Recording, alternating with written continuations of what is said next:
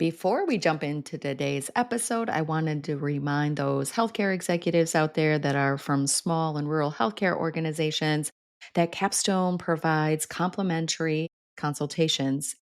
As you may know, we help small and rural healthcare organizations to be the provider and employer of choice to keep care local and margins strong. Go to capstoneleadership.net and you can fill out the contact form there or actually self-schedule a day and time that works for you. We'd love to partner with you in executing a winning strategy. It goes back to people's hopes and dreams, and these are their next chapters. I don't mess around when it comes to finding the right people. It might take a bit in rural, which is why we need great interim to get in there at a affordable price, because we don't know how long it's going to take to find the permanent candidate that's going to stay.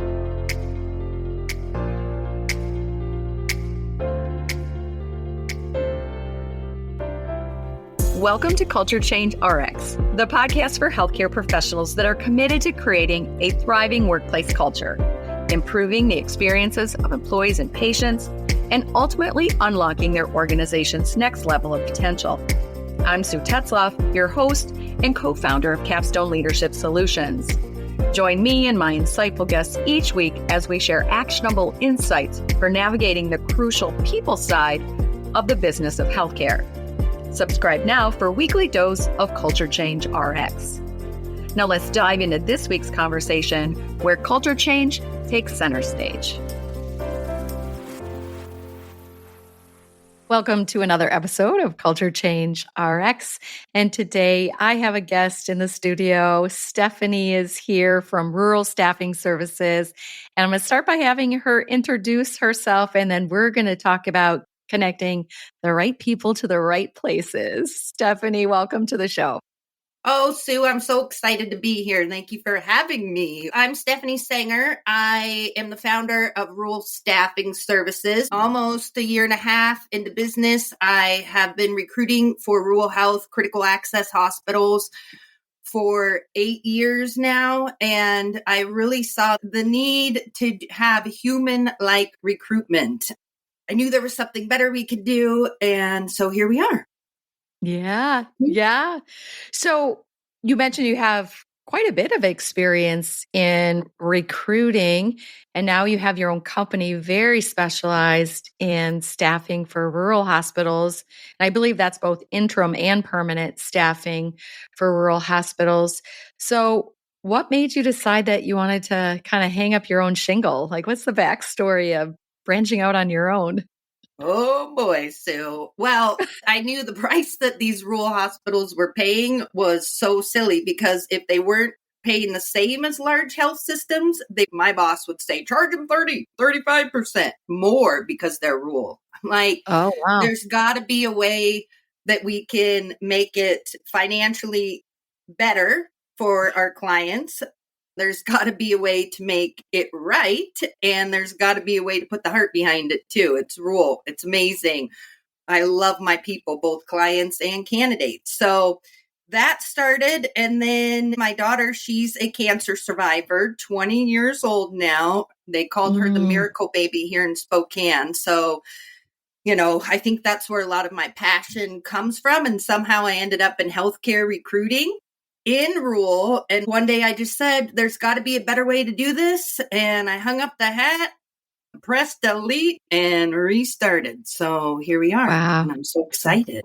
So we were talking in an earlier conversation about, and you call them your clients and your candidates. So you get this great opportunity to work with rural hospitals, rural healthcare organizations, your clients that are seeking to find the right people to come to their place. And then you're working with the candidates too. So you're kind of, I don't want to say you're the go-between, but you're the matchmaker, right? Yes. Between the two. So you really have to know your clients. You really have to know your candidates. What does that process look like for getting to know? Let's start with the client. How do you get to know your clients that you're recruiting for? Like when they come to you and say, hey, can you help us find a candidate for X, Y, and Z? How do you get to know them so that you know what you're recruiting to? Oh, I love that. So, one, I pick up the phone and it always reminds me of my favorite thing in elementary school when we had pen pals. Like, I remember the teacher, we'd have pen pals that lived in other states and all that. So, it might sound silly, but that's my favorite piece is just getting to know. And it's so funny. A lot of my clients obviously are now my friends too. And they'll call me and we can lean on each other because recruitment is hard, right? And we're both in the same space. So to answer your question, the picking up the phone, the relationship piece is very important to me.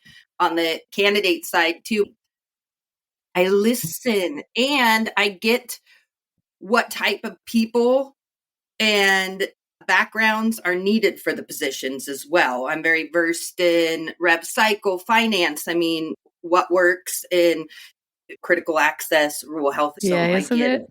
Took me about Yeah. a year and a half to understand it back in the day, but now I get it. Yeah. Yeah. And I don't waste anyone's time.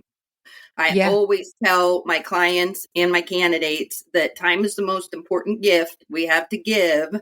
So I certainly don't want to waste anybody's. That's Right. So if somebody's not interested in a position, okay, just tell me. If they are, great. Let's chat. Yeah. Yeah. I've always said in my career, it was a mentor early on in my career as a healthcare executive he was all about relationships. So relationship, relationship, relationship. And I can only imagine in your work as well as, developing and then maintaining those relationships. Cause it really sounds like to me that you don't just recruit one and done for your clients, that once you do one for them and you do well, you're probably doing the next one and the next one that they need help with. Yes, I love it. And that's probably my favorite part about the position is making the friend. Yeah. You are very personable. I knew that like right when we connected. I was like, "Oh, this is just a person that's, values people and values relationships." So I can see that you are in the right seat doing what you're doing. Your company's a year and a half old. Tell us a little bit more about the types of things that you do to connect the right people to the right places. I just love to know the kind of things that you're doing to help with staffing in rural hospitals.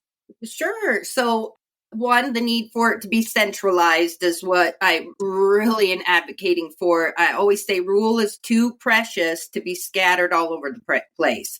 So, Mhm. we have come up with a solution for rural hospitals that doesn't break their budgets. Yesterday, for example, I had a really good HIM director, and I have a friend that's a CFO, and I didn't have an agreement with the hospital yet. And she was all excited because that's a position she needs filled. And I knew the two of them would work so well together. Well, they have a new HR director, and my CFO came back and said, "Oh, she said we've spent too much money on recruitment already this year." I'm like, okay, well, here's the deal. If you use RSS, it's one annual fee yearly, and we can help with all that. Get it centralized, as we talked about. We've got some great partnerships coming up in thy future. I'm excited about. I built a bulletin board. Every time I'm in a small rural, community store, I see the bulletin board, and it made me think, oh, fun. We'll make like a community bulletin board. There's more to come on it, but I worked on that this past weekend and it turned out really neat. And then my end goal is to help all rural areas. Obviously, hospitals is my niche, right? But I Mhm. had a big bank call me and I had a great conversation the other day. And he's like, I had a great idea. We were going to outsource some of our fraud division, but I think I can just teach people in rural areas that are at home looking for something to do from home. And I was like, Corey, that is amazing.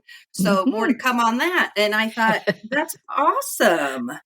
Obviously, searching for people online all day, right? Getting people Mhm. to come together at rural staffing services. But yeah, it's been fun having your own business, as I know Sue, is Mhm. I learned something from a revenue cycle director that I don't take lightly. There's not enough time in the day to get everything done that you wish to do. That's my hardest thing. And Mhm.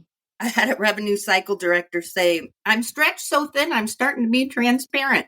And that's how I feel sometimes. You're balancing family, a career, people, talk time. It can be a lot, but I know that it's worth it, and Rule is worth it. You seem to be a ball of energy, though, Stephanie. I guess that's what everybody says. If anybody can do it, you can. It's like, well, I'm pooped, but we do it. Yeah, It's great. you keep doing it. Yeah. Well, Mm-hmm. I know that you're driven with a lot of passion to do it and do it well and do it differently. And I love that you're innovating in this area of recruitment. And that's exciting, especially on behalf of rural healthcare organizations. It is different there, right? I know that, you know that. And so it's nice to specialize. I find that like big companies that work with rural and big urban facilities, big facilities, when people do get too busy, who gets shortchanged? It's often Rule. the smaller accounts, the smaller clients, right? And so like with our company, our primary work is the small and rural. It's our North Star. It's our main purpose for existing. And so we don't ever have to put rural on the back burner to anyone else ever. And I love that so much. And it allows us to specialize, and it allows us to recruit our whole team that is specialized in that. We know who we're looking for, right? Just like these hospitals know what they're looking for, people that really want to work and live rural, which it's a whole different life, isn't it? It's a beautiful life. Beautiful life. Yes. Yeah. Which kind of tight. I don't know why this just popped in my head, Sue, so I'm just going to say it is we were talking about the interim leadership because that's new to us here now. Okay. We just started doing that. But, when a leader is out, whether or not the position's now open or they're on leave, every leader is already wearing a couple hats, right? It can be really hard. So we just started the Rule Reserve.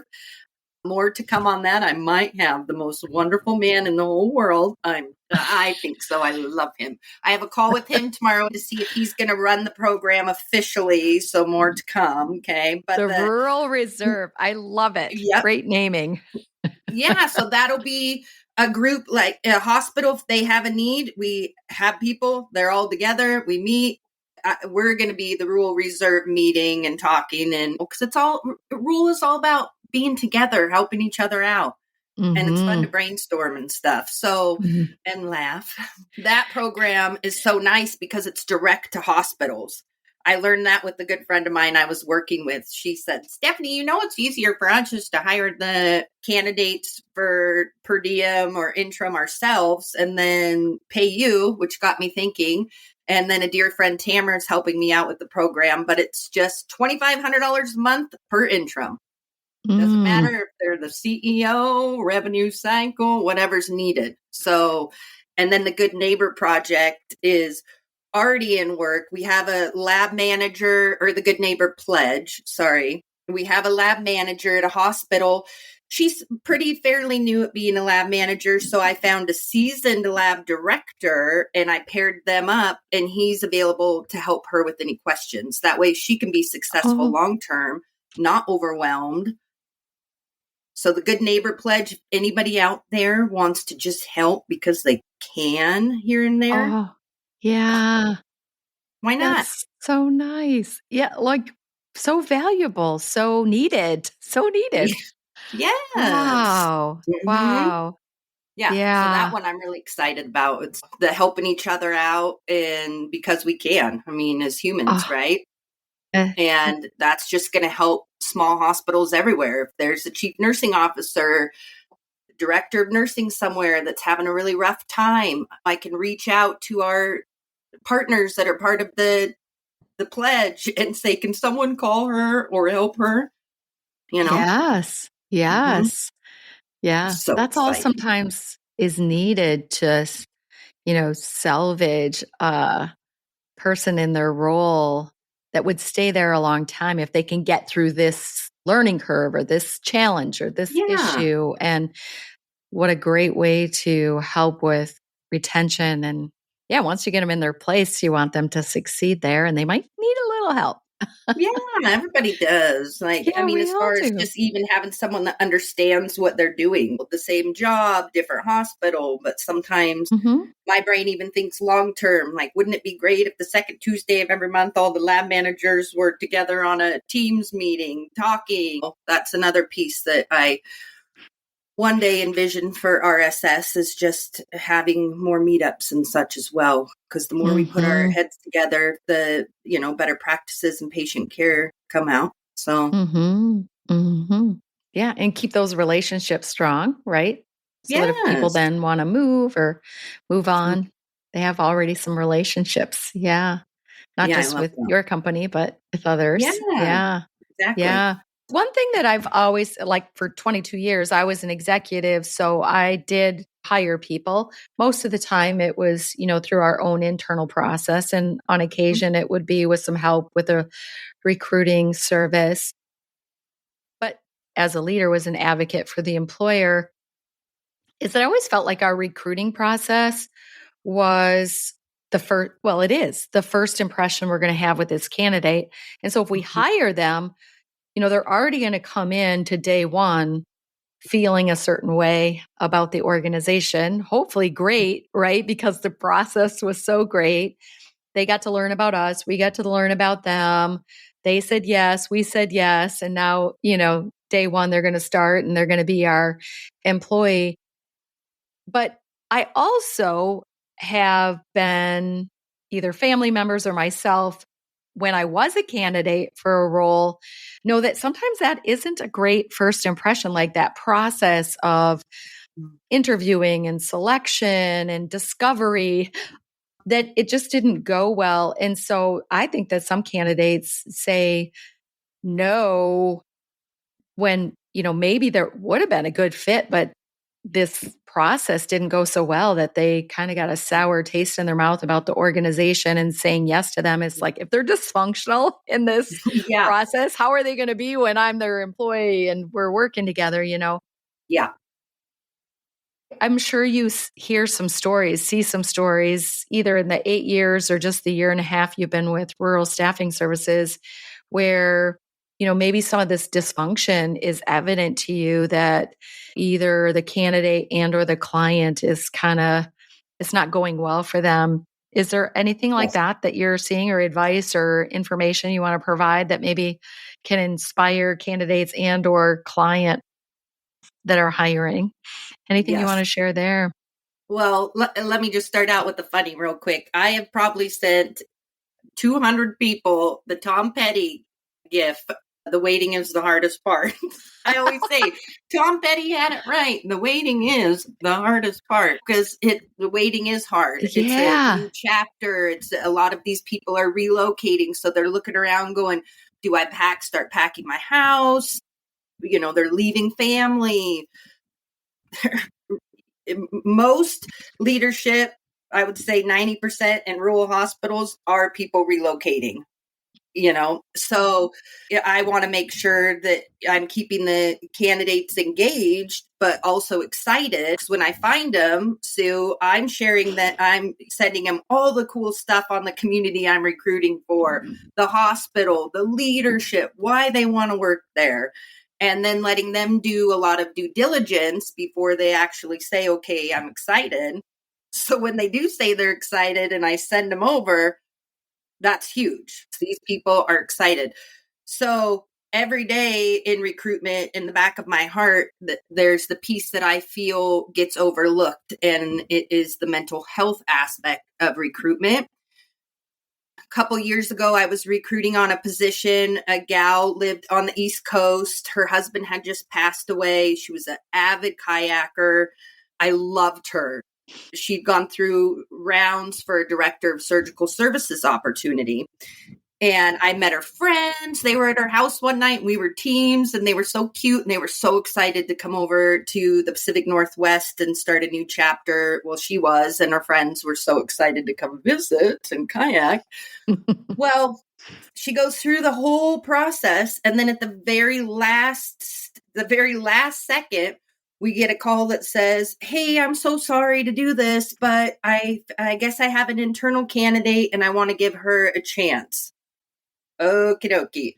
Well, here I have this candidate that is so excited. She's everything the hospital asked me for, ready for her next chapter. I still ugly cry when I place people a lot of times because it is like their next big chapter, right? It's like my face starts twitching. But so I call my gal and I told her that the hospital decided to go a different direction, and I could feel, I felt it in my bones, the sadness and the difference in her tone. Like, thank you so much for letting me know, Stephanie. She was just so beside herself. So about a month later, the hospital calls me and says, hey, the internal candidate didn't work out. Can you please call? I'll just say her name was Linda. I loved her. And can you please call Linda? So I say, oh boy, yes, of course. So I go to call Linda, and the number was disconnected, Sue. And I did what anybody else does. And I Googled, and it said she had passed away the week after I told her that she did not get the position in a tragic sailing accident. It just makes me look at recruitment through a completely different lens, that if we know these things ahead of time, then we should not be recruiting on them, because it goes back to people's hopes and dreams, and these are their next chapters. I don't mess around when it comes to finding the right people.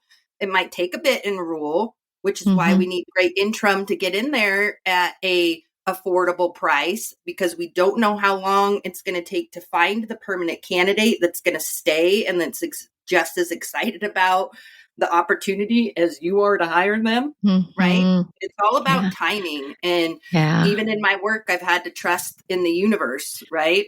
I put all my faith in everything I can't see and just say, thank you. And I tell candidates that all the time, just trust that everything's going to work out. And if it's meant to be, it's going to be. But that one just still really saddens me, because she went through so much of a process, and I don't know what happened.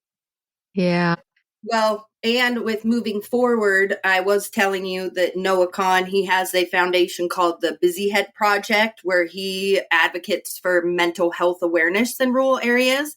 Check it out. It's called the Busy Head Project. I think I'll put a link. I'll put a link in the show notes on that.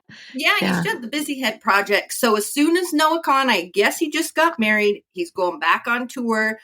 We have a meeting for a potential partnership. And to me, not only is he just a beautiful singer and songwriter, listen to the extended version of The View Between Villages. It's about rural health or rural communities. Beautiful. But I think his passion for mental health awareness in rural areas, he grew up in a small town in Vermont, and my passion with RSS and, you know, my history and what I've gone through will pair really nicely together, that we're all going to work together, and keep in mind, these are real people with real hopes, real dreams, you know. It's exciting. I don't look for the people that are passively going, well, sure, Steph. I look for the ones that do their due diligence on the communities and give me their whys, and everything lines up. And they're a good person. Well, I suppose, you know, you must define success in what you do as not just transactional, like, oh, they had an opening. Oh, I had a candidate and I filled that opening. You're looking for, well, it says right on your mission, connecting the right people with the right places. So, you know, your definition of success is that when there is that opening and you have a candidate that in your heart of hearts, you know that this is the right match, that this is going to work out. I mean, there's no guarantees, right? We know that in selection and recruitment, there's no guarantees, but you know, you've got a better shot that it is going to work out if that due diligence and that process is a good one. So we don't ever just, if somebody sends their resume, you know, we're going to call them, get to know them. We're not going to go, oh, thanks. Here you go, Sue. You know, we want to know who you are, why, you know, all the good stuff. So it's important. Well, this is a off the cuff question. What's your hardest recruit you're doing right now? Is there an open My position hardest somewhere? recruit right now, and I want to fill it so stinking bad, I tell you, is we've got a small hospital here in Washington, and they need a pharmacist in charge. And, this is kind of funny. This particular hospital has so much history in the area, Pomeroy, Washington, neatest history, but there's not a restaurant, right? Oh, yeah. So at the same time, I want a pharmacist in charge that's got a spouse that wants to liven up Pomeroy, Washington. That Yes, can't be any exactly. difficult task. No, I know. It's like I almost wanted to, make calls and go, does anybody want to move to Pomeroy so they can just open a cool restaurant? They need it. It makes you Yeah, laugh. But that's funny. That is and funny. it's hard to recruit when there's not a place to go. You just sit down after an interview. Yeah. So that Yeah. piece is kind of difficult sometimes. So, yep, I'll be back on that one. Did Steph find a charge pharmacist?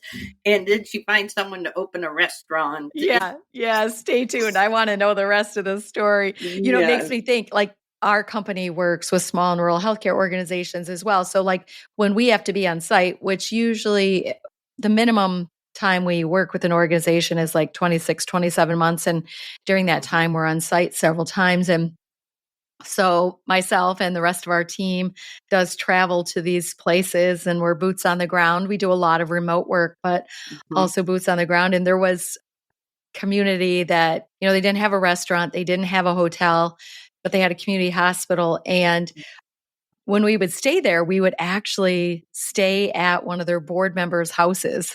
It was a Oh, retired nurse. She was on the board. And so she fed us and she housed us when we had to be on site. And I mean, you know what? It was lovely. It was like a gift. It was like being at a really nice cool. Airbnb, or something, but you had somebody to cook for you. She had a lovely backyard. We would eat outside after working all day. And Yes. I know, but that's Working rural. together. Is that not rural? That is, yes. And I love it. She probably was tickled and loved to host too, Yeah. One of the Oh, places we went to work, you go on TripAdvisor to find the best place to eat nearby. It was yeah. the gas station. Yes, you're That like, was the number oh one. boy. I just love rule, and it's Me too. interesting to me, the working together piece. I think that that's what we're supposed to be doing as humans, is Uh-huh. helping each other and working together and lifting each other up, I think rural does that so well, don't you? Yeah. Like people I pull love it. together. Yeah. Yes. Yeah. Love thy Yeah. neighbor. And that is Yes. rule. Yeah. Yeah. The town I grew up in, there was about 300 people. I remember when I was a child, we sat down one day just for something fun to do. And we actually, as a group of kids, wrote down the names of everyone in our town. And we were like kind of mentally going by street. Oh, they live here. And, whatever. Like, how many kids can write down the names of everyone? That is hilarious. Oh, I love it. So Yeah. funny. My husband grew up in a small town, and when we go back, because his brother's still there, I laugh so hard because he shows me this one house, and he said, and it's on the main drag in Odessa, Washington. But he said the lady would just sit in that window. She was retired, and I bet you she had the best time because she knew who was coming in and who was going out. That sounds like my grandmother. Yeah, I love it. Mm-hmm. But yeah, that's so exciting. I'm so glad that we met, Sue, and we're here. And I put your name up on our bulletin board on our website that we're working on too. You do such Yeah. amazing work. So Thank bless you. you. Yeah, and we're so excited to know you exist. At any one time we're working with usually between 15 and 20 healthcare organizations, and these needs come up, right, for Mhm. recruitment, whether interim or permanent, and maybe even some of these other things would interest our healthcare partners, like the Rural Reserve or the Good Neighbor Pledge. Pledge, which is just a Mhm. very creative and needed idea. So I I know love that the a good lot of neighbor. other ideas and things are going to sprout out of you in the years Yes. ahead. You're just getting started. I know you are, Oh, Stephanie. And so I look forward to staying connected and yeah. finding out what you're up to next. I really do feel like, yeah, we're just starting a relationship, and I love that. Thanks for So what you're fun. doing for rural healthcare. It takes a village, doesn't it? It takes a whole Oh, bunch of us. Yeah. yes, it So, does.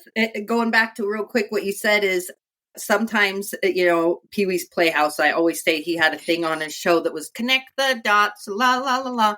I get in bed at night and it's so frustrating. I've worked all day and all of a sudden all the ideas just start bopping around. And I'm like, do I get up? Do I write them down or do I just cross my fingers and hope I remember them when I get remember up them in the tomorrow? morning? I write them Yes. down. Yes, you have to. Is that what you do? Yeah, because they just Yeah. Something about I'm not going to yeah. blame it on aging, but I might blame it on aging or Yes, but it's cluttered like, brain or why both. when you go to bed do they all start coming forth? And then our lantern, lastly, how I thought of that is my Aunt Ruth wrote a memoir of her family in the early 1900s. And in the book, she even talks about a critical access and how my great grandmother had surgery in their OR. And you're like, well, one, cool, I wouldn't even be here if it wasn't for rural health. Yeah. And Ruth wrote, I was so proud to see such a facility like that exist in my small town. They lived in Lewistown, Montana. Well, I was reading that book, and she also talks about how all the houses had lanterns on the front porch. So if people were coming in the middle of the night, everybody could find their way home, or if someone was lost. And that's where our lantern came from at RSS, because I really feel we're lighting the way for rural staffing moving forward and the neighborhood, the Good Neighbor Pledge. Like, that's just holding a lantern open for somebody or holding a lantern for someone that needs it. Might need it. That's a So cool. beautiful sentiment. That is. I love it. I love it. You are rich in your connections to rural and the history. I love that you're bringing that forward through your work and your company. That's beautiful.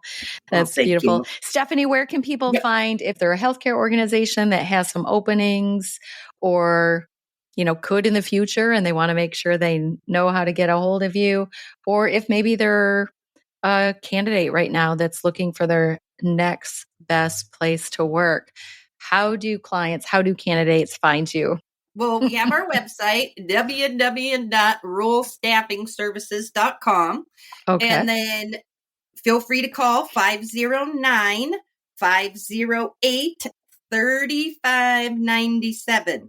3597 is our direct line. And then, of course, you can email me, Steph, STEPH, at ruralstaffingservices.com. But our website explains the programs. All right. We are going to make sure that information for your website, your email, phone number, that is linked in the show notes. I'll also put some information in there about NOAA and the Busy Head Project as well. So thank you again. Thank you again, Stephanie. And let's stay in touch and make sure that we know what you're up to next. You're the best, Sue. Thank you so much for having me on here. What a wonderful day. Thanks for tuning in to Culture Change RX. If you found value in today's episode and you are a believer in fostering change in healthcare, join us in making a difference. Follow, rate, and review our podcast on your favorite platform. Share it with colleagues and your network. Together, we can make a lasting impact. Until next week, keep inspiring positive change.